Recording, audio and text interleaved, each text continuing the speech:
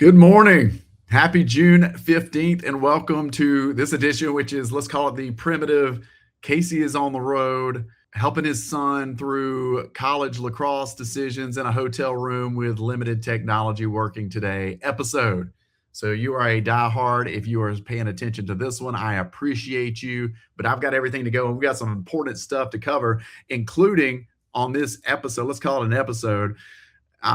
Let's take a look at that hot sheet, see what's going on. I've got a feeling, and I think we're settling in to what this is going to be up to 4th of July, which things get crazy. And then a really interesting article came out in The Advocate. Now, The Advocate is a Baton Rouge-based publication, and a lot of people pay attention to that. I'm going to share it with you and then share a link for you guys to read it because it's a catchy headline. I think they did a great job with it, but it brings up something that I have to deal with. I have to talk through a lot down here at the beach. So let's do this. Let's dive in, man. I hope everybody's great.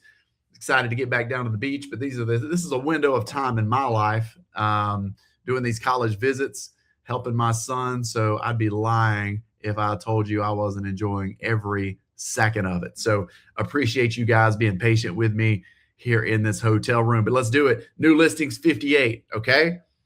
Settling in. Again, we wanted it to be in the 40s like we did a couple of weeks ago, but it's really most important. This is summertime. It's not shocking that we see a little bit of a surge. Again, it's not 70 that we were seeing, okay, during those peak holiday times. But 58, I think, is where we're landing this plane. Pending sales 35. So that's what we want to see. Man, say this with me again. We are writing consistent contracts every week. So last week, if you remember, we dipped below that 50% threshold on the new listings being taken away by the contracts for the first time in a while.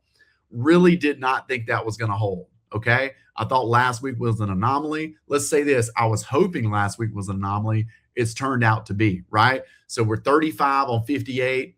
That's fine. We can deal with that. That's eating away at that. Close 21. That's light. But keep in mind, we had a surge at the end of the month with everybody getting them in before the summer. So we're going to be patient on that close number. That does not mean that we're not getting things across the finish line. Okay. Let's see this price changes. Where are you? They moved you up to 66. Look, this is another trend, and I'm seeing it, and I'm putting it in motion this week on 3 properties. Okay. We are moving those price points. The reason why is if I'm on here each week saying that we're writing contracts consistently, if you're not getting showings that you want, we've got to move. Okay. It's just what's happening out there. And it's not a guarantee. When we're moving these price points, it's hard to go to your agent and say, hey, listen, if I move the price point, I want to see immediate action. What we're doing, guys, is finding it. When everything else around us is staying consistent, but maybe we're not getting the showings, it means that our price point isn't there. And sometimes we don't have that magic crystal ball that says if we move it to this point, we're going to get that many showings, but it means we're working to get there. And what the market has shown is that if you find it, they will come to you. I've got countless examples. You guys have heard me talk for a couple of years now about moving that price point to that sweet spot, and it will draw people in. It will happen. So don't be afraid to do that. It's better than sitting on the sideline with your fingers crossed. Okay. Let's go into this. This article caught my attention. It was actually sent to me by in-laws over in Baton Rouge. And I think they knew that I would appreciate it because, listen, that's a large crowd of ours over there, Baton Rouge, New Orleans, that going to be reading these articles. And I've actually done some advertisement with some of these publications over there just because of how prominent our, let's call it our base is over there. The headline on this is what grabs me the most because it brings up something that people read on the road. And then when they call me and ask me about it, I want to make sure I can give you the appropriate information. So here's the headline on this, and let me share it with you, okay? Thousands are moving to Florida's 30-acre, and this once quiet beach paradise handle the growth. Listen, this is a really good article, and it's not painting a picture of doom and gloom. It's actually talking about how much the area is thriving and how well we are doing and how popular 30A has gotten. But what it tries to address is, with all the growth that's happening in and around 30A, can our area handle it? And just to be clear, we've been When I first moved here, I've been here 18 years ago, I was having to explain to people what 30A was. I would say it's that little strip of land between Destin and Panama City. There's not much to do down there. You wear flip-flops, you kind of bike around. But if you want to be near the movie theaters and the go-karts and the putt-putt at night, which is beach town stuff, you're gonna have to go to Destin and Panama City. That was it. That was my pitch. Now people are coming down because of 30A, and it's still wild to me, but I understand why. The strip of land and that scenic corridor is unmatched, right? But what this is painting a picture of, people are moving down here at a much larger pace. But here's the good thing, and I think people need to remember this. We are surrounded by water. And if you've been down here looking for property, looking for areas to develop, you know one thing. Our density level and the way that Walton County designed it, not allowing, we've got 2 condo buildings that are over 4 stories high. They came in the late 80s, early 90s during a time when we were allowing that development. But now you can't build anything over 50 feet tall. So it's controlled the density.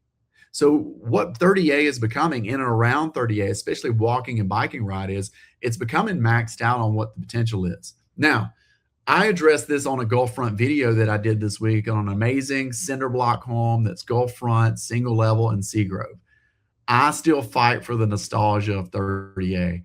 I want somebody to buy that house and just keep it, not tear it down and put in 12 bedrooms. You know what I mean? So that is what's changing on 30A, is we're building these big, beautiful homes with 8 to 10 bedrooms that on once was what, single level, 2-level homes. Okay. So that is growing the density a little bit, but even that is settling in, right?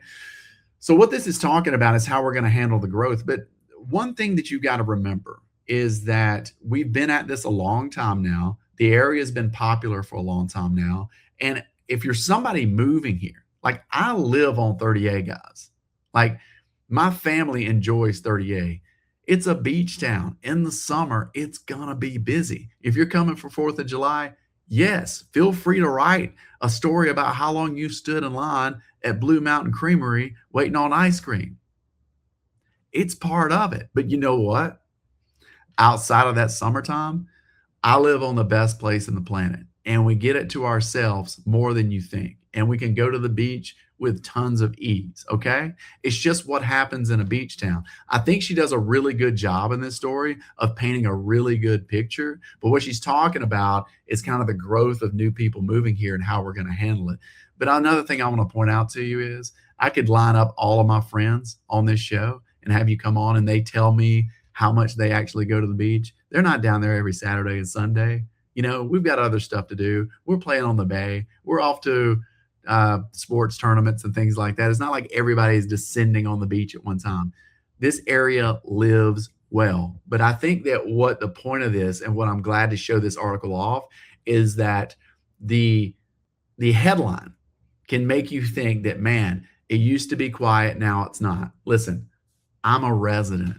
I live here full time. I love this place. The pace is fantastic. I know what I signed up for. I know June and July I need to get to Publix before Saturday morning when everybody gets here. Like, I get it. I know how to navigate it. You will too. So I'm going to post this link so that you guys can enjoy it, because I did. I thought she did a really good job with the article, but I think the headline alone, I can get these calls that say, hey, Casey, is it just too much down there? Is it too pressed? Why should we go down there? You should come down here for a ton of reasons. Okay. It's a great place and the pace is not that bad, but it's June and July. Everybody wants to be on the beach and it's working. Even the beach accesses are working. It's been great. And listen, we openly talk about the challenges that come up, and I'm going to keep you posted on that. I'm not going to fluff the situation with the beach accesses and what the rules should be and all that stuff. We're going to talk openly about it, right? But my point in saying this is she does a really good job of painting the picture of the growth down here and the steps that are being put in place to maintain it all. And we're going to keep making it work. I'm not going anywhere, and this beach town is going to continue to thrive. Appreciate all of you. It's been a good week. So many of you coming in around the 4th. Keep calling. Look forward to meeting all of you. Thanks for hanging with me with this terrible lighting in a hotel room in a random North Carolina town. Have a great week, and I will talk to you soon.